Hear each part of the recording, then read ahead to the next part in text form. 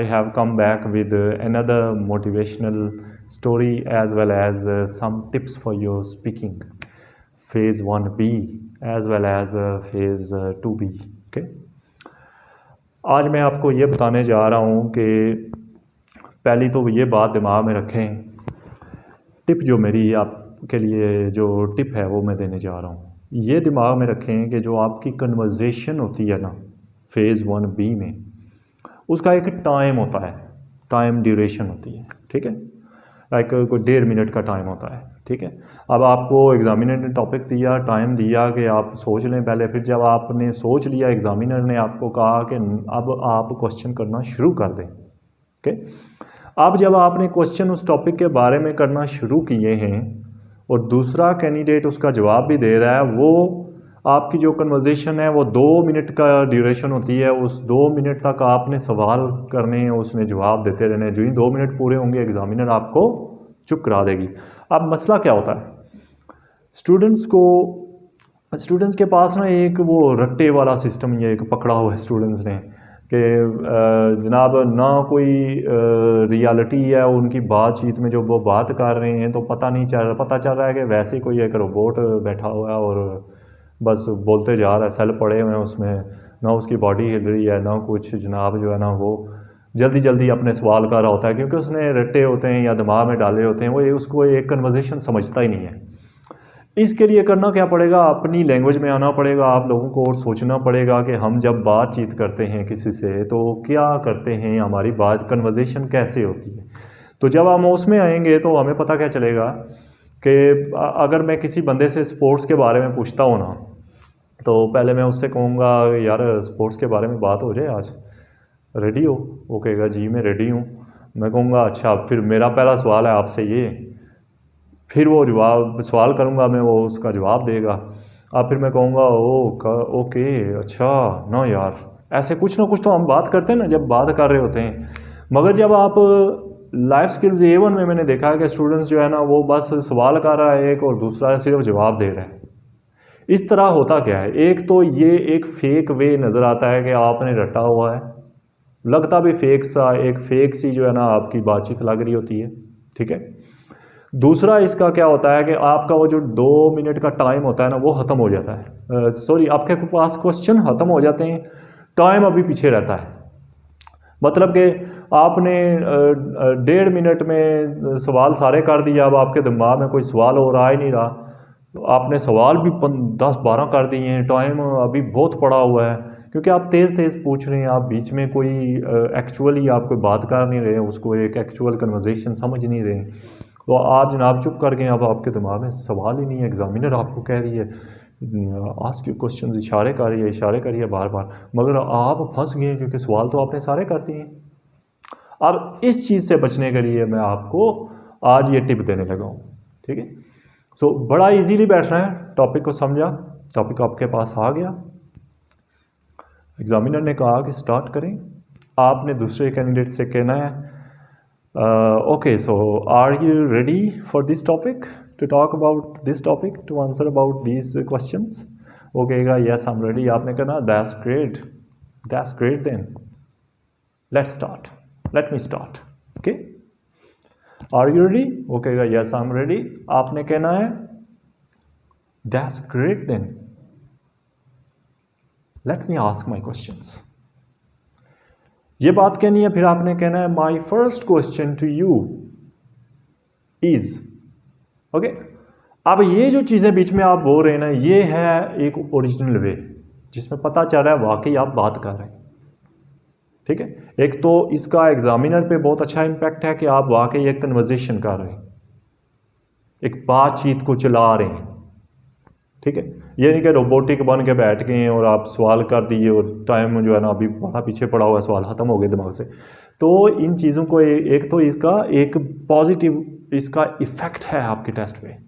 आपने बीच में ये चीज़ें बोलनी है, शुरू में ये बोलना है, फिर कहना है my first question to you is, और फिर पहला सवाल करना है आपने। आप दूसरे बंदे ने जवाब दे दिया, आपने कहा oh that's very good to know, कुछ भी कमेंट करना है, ठीक है, that's good to know, okay.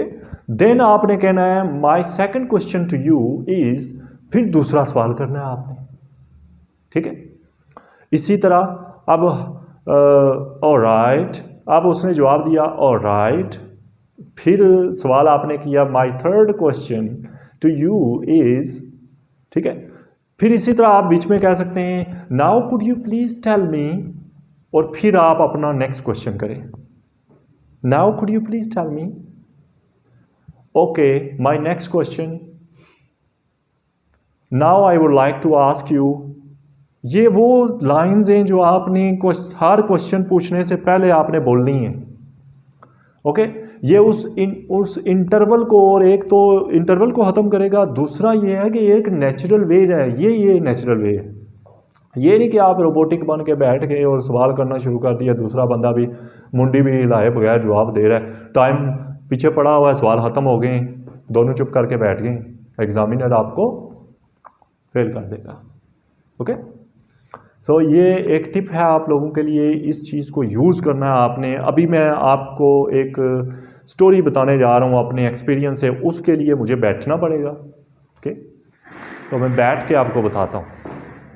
अब मेरा एक स्टूडेंट था, नाम मैं मेंशन नहीं करूँगा। आज मैं एक्चुअली इस स्टोरी से आपको एक रूल सिखाना चाह रहा हूँ, एक रूल जो कि ब्रिटिश काउंसिल जिसको रेकमेंड करता है, जो कि ब्रिटिश काउंसिल या फिर जो भी AU है या ITP है, इन्होंने एक रूल्स एंड रेगुलेशन में लिखा भी होता है, ठीक है। आपको मैं ये एक रूल सिखाने जा रहा हूँ कि आपके टेस्ट में एक ऐसा स्टूडेंट भी आ सकता है जिसका एक्सेंट, या फिर वो हो सकता है कोई बलूचिस्तान से हो, उसका एक्सेंट बड़ा ऐसे जो है ना पठानों जैसा हो, या कुछ भी हो सकता है, लेकिन ऐसा बंदा भी आ सकता है जिसने कोई क्लास नहीं ली और स्कूल भी नहीं गया, और आते साथ वो अपनी ज़ुबान में बात करना शुरू हो गया, या फिर सिर्फ yes yes no no no no कुछ भी ऐसी ऑकवर्ड हरकत कर रहा है। हो सकते हैं ऐसे स्टूडेंट भी आते हैं, ठीक है। सो आपने उसका फ़न नहीं उड़ाना, आपने उसका मजाक नहीं उड़ाना। आपने मजाक उड़ाया, अब फेल हो जाएंगे, आपको फेल कर दिया जाएगा। हुआ क्या कि एक स्टूडेंट था, उसकी क्वालिफ़िकेशन थी masters, prepared, ready, confident, have gone for the test. Test देने चला गया।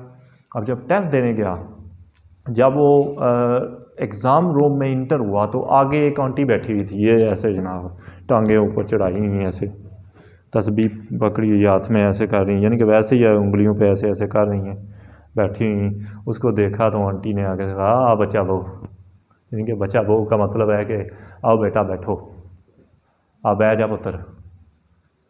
उसको बिठाया। अब एग्ज़ामिनर के सामने वो आंटी तो बेचारी, उनको तो पता नहीं था रूल्स का, अब वो बैठी हुई ऐसे जनाब देसी माहौल में। अब वो लड़का जो ही अंदर गया, उसको आंटी को देख के उसकी हंसी निकल गई बड़ी ज़ोर से। अब उसकी हंसी ना बंद हो, माहौल ही ऐसा था उसके सामने।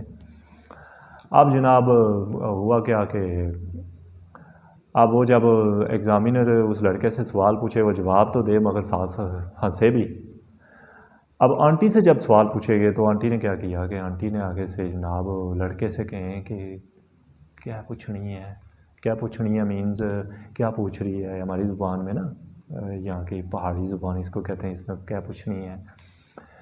तो वो लड़के से पूछ रही थी कि की पूछ रही है मेरे तो की पूछ रही है, क्योंकि उनको इंग्लिश नहीं आती थी। अब वो एग्ज़ामिनर सवाल कर रही थी, वो उस लड़के को ऐसे चुनियाँ मार के कहती क्या कह रही है, तो लड़के की और हंसी निकले।